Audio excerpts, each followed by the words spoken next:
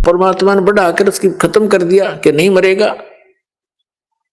और ये है समर्थ की शक्ति। लेकिन हम सत्संग के अभाव से फिर विचलित हो जाते हैं।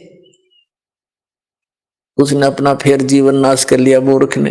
वो फिर हमारे गांव में ब्याह गया था, 27 साल का हो रहा था, और हमने उसका खूब याद है ये बातें। तो पुण्यात्माओं, आपका सौभाग्य, आपने ये वचन भी सुनने को मिल रहे हैं। न काल तो आपके कान के छींट भी ना लगने देश ज्ञान की। कोई कितना फंसा रखा है, कोई कितना उलझा रखा है, कोई वैष्णो देवी पर जहाँ बेचारे इतने पहाड़ों पर चढ़ जाते हैं, कोई सालासर जा रहा है, कोई बालाजी जा रहा है, कोई मंदिर मस्जिद गुरुद्वारों में ही अपना भक्ति का आधार बनाकर जा रहा है। ये सब काल के द्वारा भ्रमित कर दिए। अब ये ज्ञान शुरू किया परमात्मा ने, और जो यहाँ आएगा उसका कल्याण अवश्य होगा और उसके ये सुख अवश्य मिलेंगे उनको।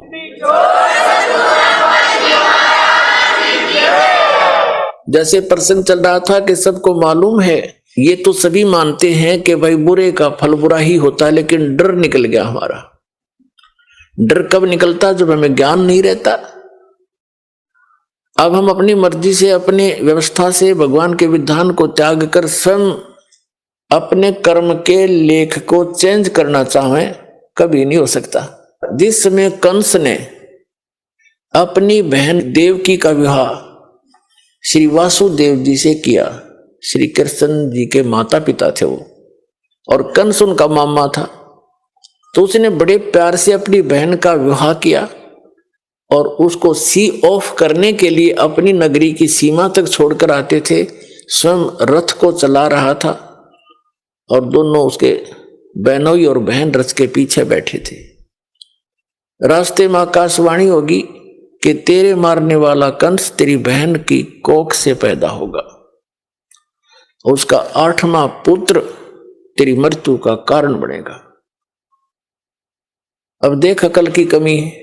एक तरफ तो कंस ने वह आकाशवाणी साची मान ली कि 8वां पुत्र होगा तेरी बहन का, वो तेरी मौत उसके हाथों है।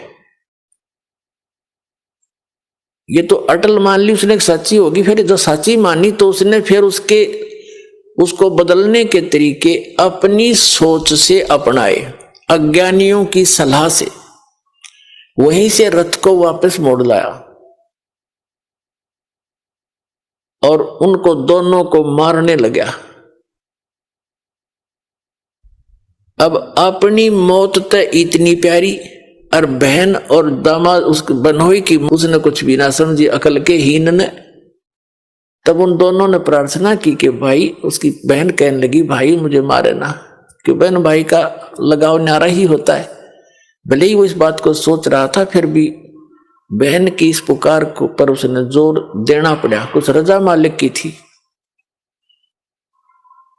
कि तू ऐसा कर, हमें मारा मत, हमने यहां नजरबंद कर ले दोनों को, जितनी भी संतान होगी हम तुझे दे देंगे, तो जो चाह वो कर लिए भाई।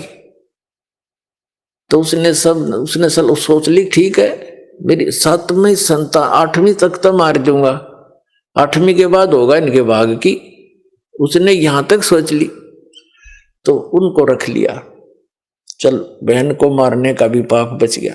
फिर लगा नवजात शिशुओं को मारने।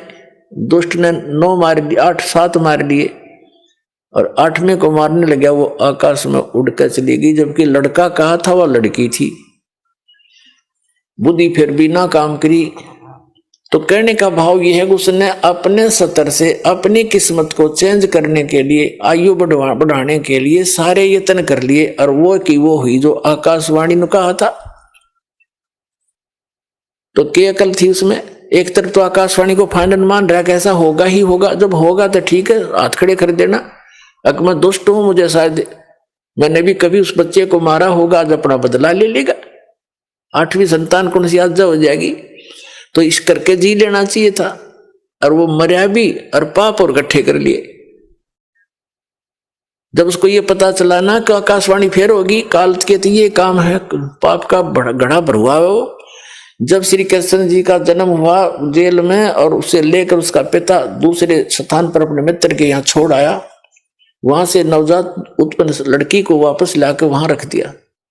तब आकाशवाणी हुई कि तेरे मारने वाला पैदा हो चुका है, लेकिन जेल से बाहर।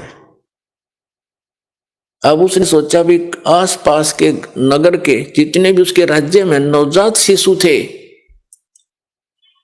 1 दिन का, 2 दिन का, 10 दिन का, महीने के, 6 महीने के, साल के, 2 वर्ष के, 5 वर्ष तक के बालकों को सबको मरवा दिया दुष्ट ने, एक अपनी जान बचाने के लिए।